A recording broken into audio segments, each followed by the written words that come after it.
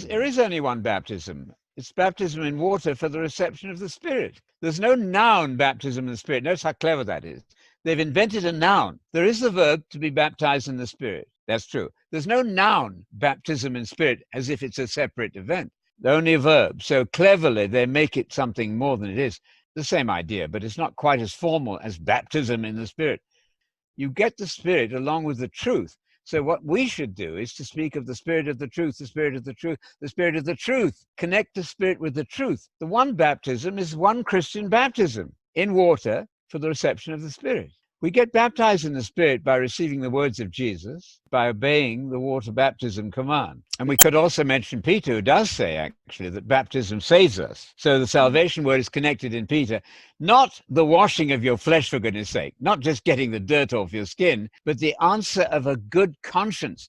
You cannot claim to have a good, clear conscience before God if you haven't been baptized. That's what Peter says. Key word here, the obedience of faith. That's in Romans 1 and Romans 16. Notice the framing, right? The framing of Romans. The first chapter, the obedience of faith, the obedience of faith. The last chapter, the obedience of faith. There's no salvation without obedience. So if you're saying, I'm not going to be baptized in water, don't hope to be saved. That's why you don't want to go and mix and converge with people who deny water baptism, who labor at getting rid of it, because that's the spirit of Antichrist. They may believe in the one God, fine, I'm glad they do, but they need also to obey he that obeys Jesus. So Hebrews 5:9, I use it all the time. Salvation is given to those who obey Jesus. You need to repeat that, I would say to the students, every Sunday, twice over.